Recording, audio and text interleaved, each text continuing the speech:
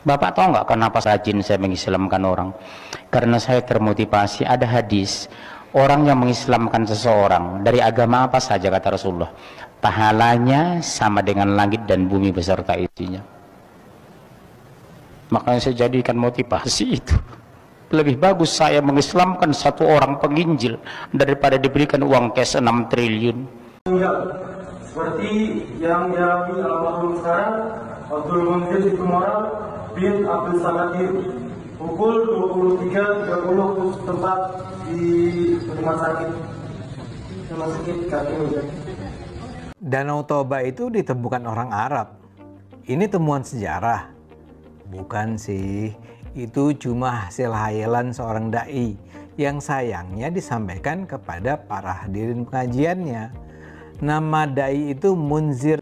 Masya Allah, satu-satu para pembual akhirnya OTW ke surga yang penuh angan-angan kosong. Selamat berkumpul dengan para bidadari dan semoga tidak kena pranknya.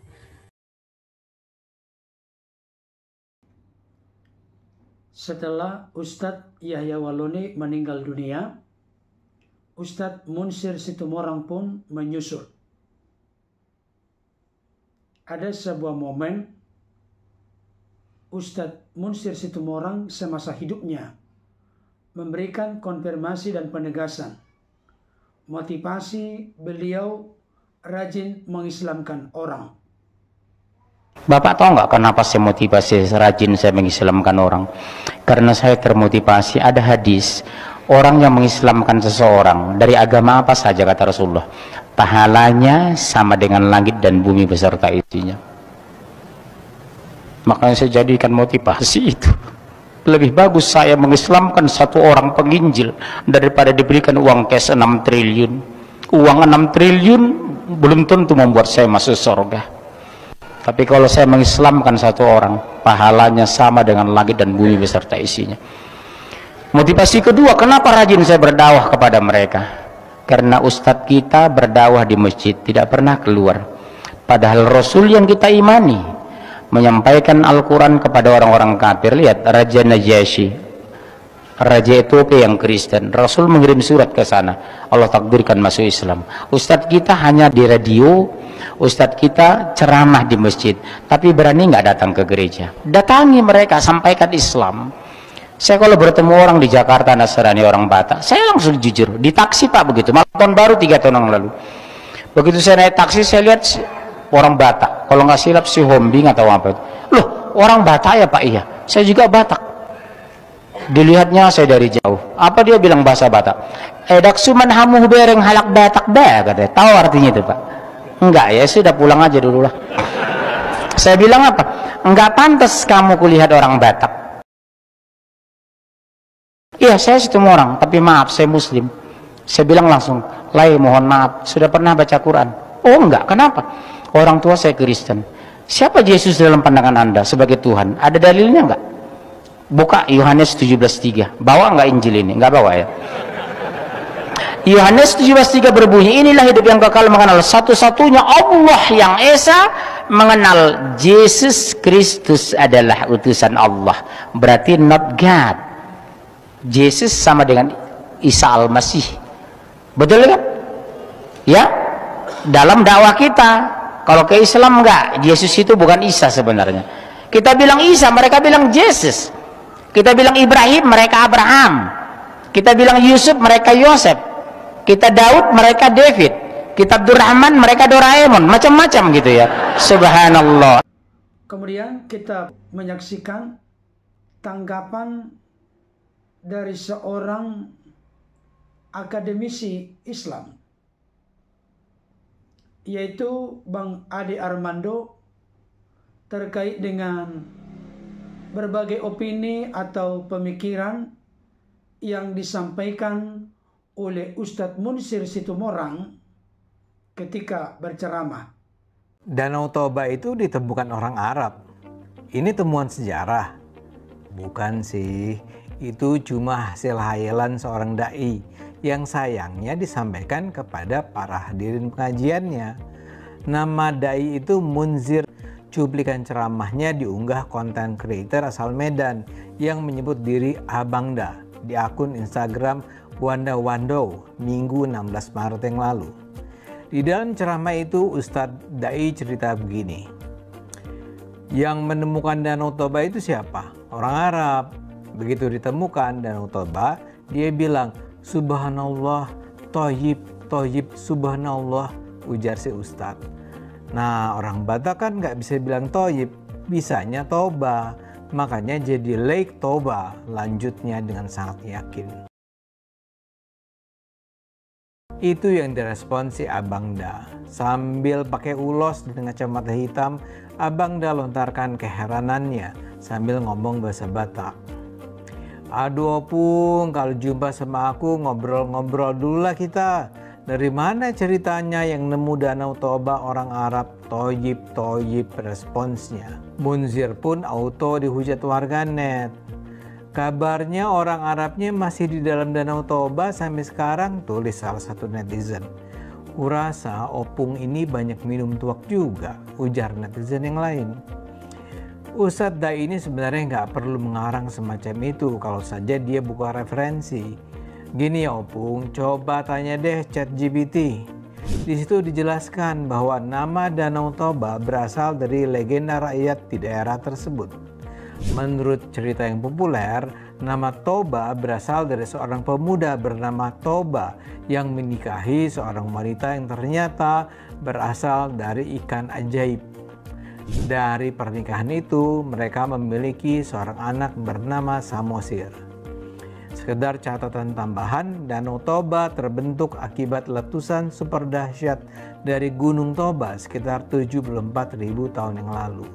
Letusan itu akhirnya membentuk cekungan raksasa yang seiring berjalannya waktu terisi air hujan. Itulah yang kemudian menjadi Danau Toba, opung. Tapi memang Ustadz Munzir ini problematik sih. Munzir pernah nyinyirin pakar tafsir Al-Quran Profesor Quraisy Shihab karena ketika ceramah menggunakan kata Tuhan bukan kata Allah. Dia juga pernah bilang musik itu haram karena dianggap meniru ajaran Kristen. Menurutnya musik berasal dari gereja dan umat Islam yang memasukkan musik dalam ibadah itu mengikuti praktek Nasrani. Pada tahun 2015 di ceramahnya Munzir bahkan menyebut almarhum Kiai Haji Abdurrahman Wahid dengan nama wali syaitan. Pernyataan itu dikecam warga Nahdlatul Ulama dan Gerakan Pemuda Ansor. Akhirnya tahun 2017 Munzir minta maaf ke keluarga Gus Dur dan warga NU. Munzir Situmorang ini kesannya terlalu sering bicara tanpa dipikirkan matang-matang. Dia sering mengandalkan retorika yang emosional, bukan kajian mendalam. Hobinya menyerang ulama lain, mengejek tokoh moderat, atau melempar teori konspirasi. Akhirnya yang disampaikan bukan ilmu, tapi opini pribadi yang, ya maaf ya, kacau. Tapi nampaknya ini disengaja untuk menarik perhatian audiens tertentu yang memang suka dengan model dakwah keras. Masyarakat yang kurang literasi agama mudah terbuai ceramah model begini. Akibatnya kebodohan berjamaah terjadi, ceramah ngawur pun ditelan mentah-mentah. Kita harapkan saja umat Islam sendiri lebih banyak belajar dari berbagai sumber berbeda, kritis terhadap ceramah provokatif dan jangan terhasut narasi kebencian. Yuk beragama dengan akal sehat. Berikutnya kita akan menyaksikan perwakilan dari keluarga Ustadz Munzir Situmorang yang secara resmi memberitahukan bahwa sang Ustadz telah tutup usia atau meninggal dunia. Seperti yang dialami almarhum sekarang Abdul Munzir Situmorang bin Abdul Samadir pukul 23.30 tempat di rumah sakit kaki. Saya selaku anak beliau yang nomor 3 yang bungsu ingin menyampaikan beberapa hal. Yang pertama adalah saya ingin mengucapkan banyak-banyak terima kasih kepada seluruh jemaah, Bapak dan Ibu yang telah membantu proses pengurusan jenazah almarhum. Lalu yang kedua, saya ingin meminta maaf jika semasa hidupnya almarhum pernah membuat tersinggung perasaan Bapak, Ibu atau jemaah sekalian. Lalu yang ketiga, jika semasa hidupnya almarhum pernah meninggalkan hutang atau sebuah tanggungan, bisa sampaikan kepada saya atau ahli waris yang lainnya. Dan kepada seluruh keluarga yang tinggalkan, wabil khusus ibu saya, agar tidak berlarut-larut dalam kesedihan. Karena sesungguhnya pada dasarnya harapan Allah itu semuanya baik. Yang buruk adalah prasangka manusia kepada Tuhannya. Mungkin segitu saja yang bisa saya sampaikan. Kurang lebihnya mohon maaf. Wassalamualaikum warahmatullahi wabarakatuh. Kemudian kita kembali menyaksikan respon dan tanggapan dari seorang Murtadin Aceh menyikapi meninggalnya Ustadz Munsir Situmorang berikut ini. Masya Allah, satu-satu para pembual akhirnya OTW ke surga yang penuh angan-angan kosong. Selamat berkumpul dengan para bidadari dan semoga tidak kena pranknya, karena tempat yang maha kudus tidak mungkin dipakai untuk hal-hal yang tidak kudus. Jadi selamat untuk Ustadz Munsir Situmorang yang sudah kembali ke Sang Pencipta, dan seperti yang diharapkan berkumpul dengan bidadari semoga tercapai. Dan kalau memang nanti sampai ke sana kena prank, ya udahlah ya, karena kesempatan untuk kembali ke dunia, apalagi bertobat, menerima kasih dan rahmat dari Yeshua Mashiach juga sudah selesai. Jadi selamat menikmati apa yang sudah diperbuat. Jangan berharap kepada pengampunan, karena pengampunan hanya ada ketika masih hidup. Begitu meninggal, ya udah selesai ceritanya. Selamat menikmati surga yang penuh dengan angan-angan dan juga surga yang penuh dengan tempat yang tidak jelas.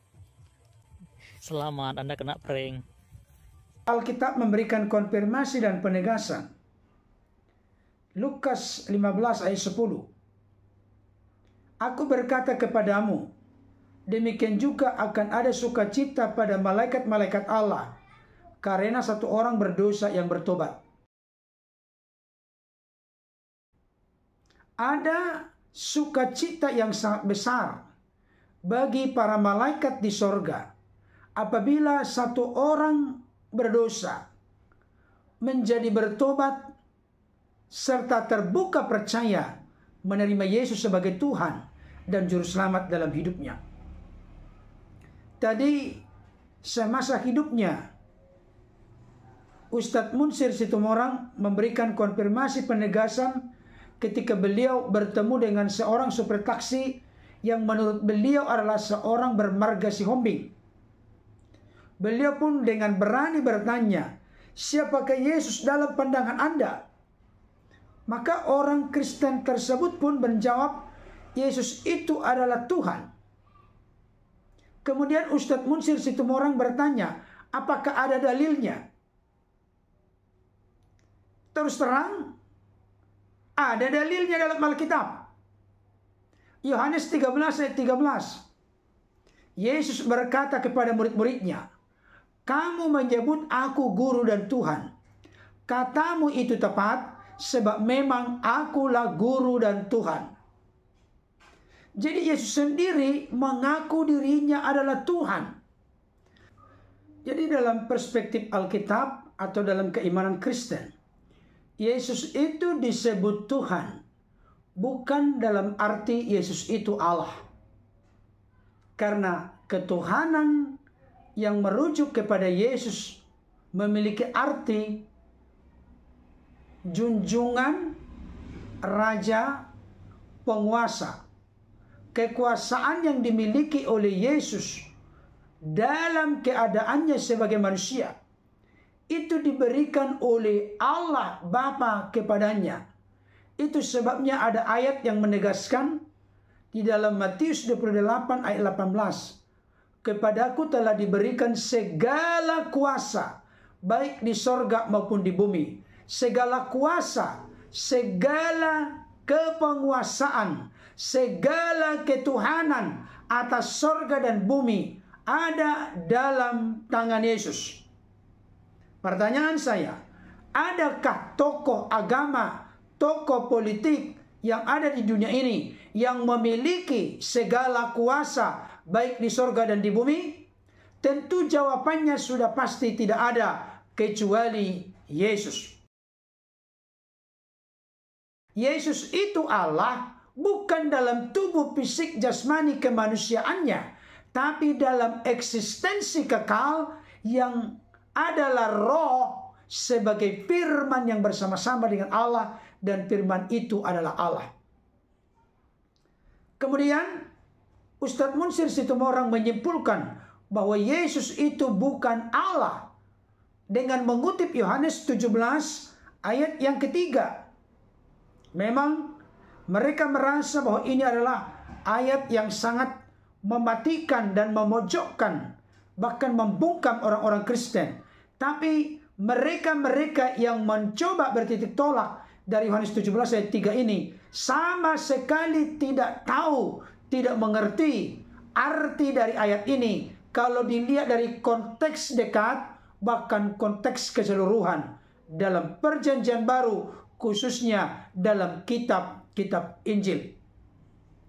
Yohanes 17 ayat 3. Inilah hidup yang kekal itu, yaitu bahwa mereka mengenal Engkau, satu-satunya Allah yang benar, dan mengenal Yesus Kristus yang telah Engkau utus. Di sini syarat hidup kekal wajib mutlak harus dua, tidak boleh satu.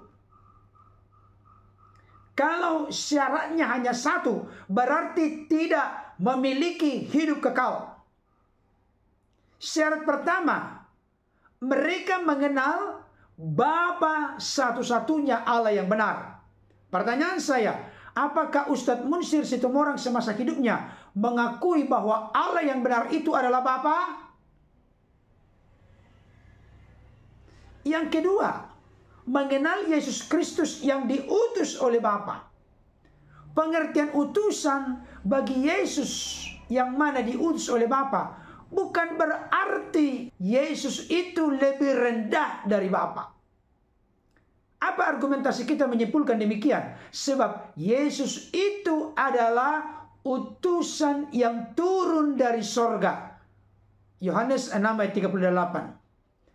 Bahkan Yesus itu adalah utusan yang keluar dan datang dari Allah. Yohanes 8 ayat 42.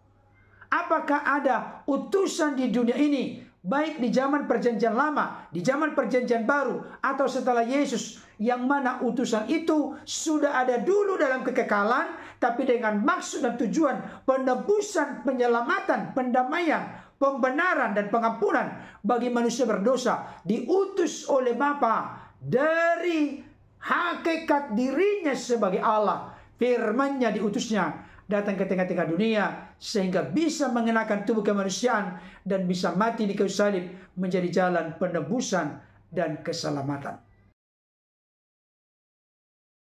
Bapak Ibu Saudara, di akhir dari ulasan ini saya ingin menegaskan kepada kita, segeralah terbuka, percaya, menerima Yesus sebagai Tuhan.